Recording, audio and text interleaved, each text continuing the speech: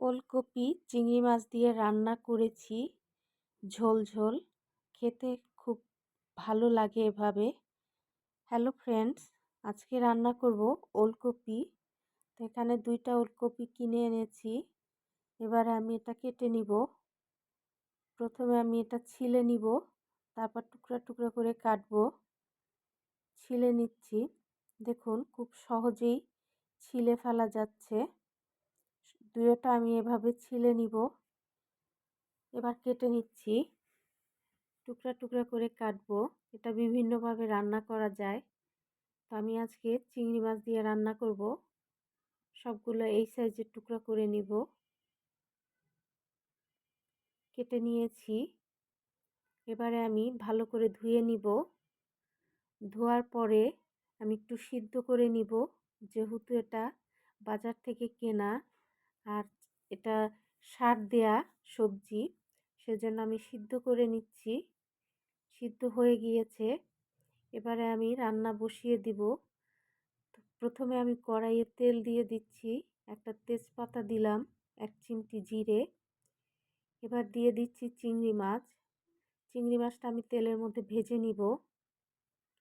অন্যান্য মাছ দিয়েও এটা রান্না করা যায়, মাংস দিয়েও ভালো লাগে, তবে আজকে চিংড়ি মাছ দিয়ে করছি। চিংড়ি মাছটা ভাজা হয়ে গিয়েছে। এবারে আমি এর মধ্যে দিয়ে দিব পেঁয়াজ বাটা, আদা বাটা, রসুন বাটা, লাল মরিচ বাটা, হলুদ গুঁড়ো, জিরের গুঁড়ো। এবার একটু পানি দিয়ে আমি মশলাটা কষিয়ে নিব ভালো করে। মশলাটা আমি ভালো করে কষিয়ে নিচ্ছি। পানি শুকিয়ে গিয়েছে, আবার একটু পানি দিয়ে মশলাটা কষিয়ে নিব।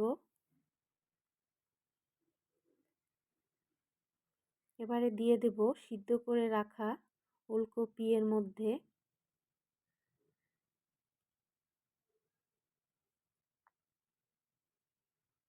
ভালো করে মশলার মধ্যে নেড়ে দিচ্ছি। কিছুক্ষণ আমি মশলার মধ্যে কষিয়ে নিব ওলকপিটা।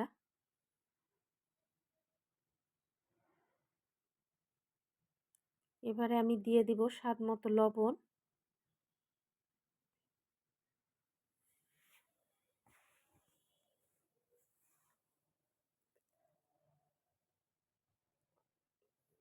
কষানো হয়ে গেলে আমি দিয়ে দিব গরম পানি।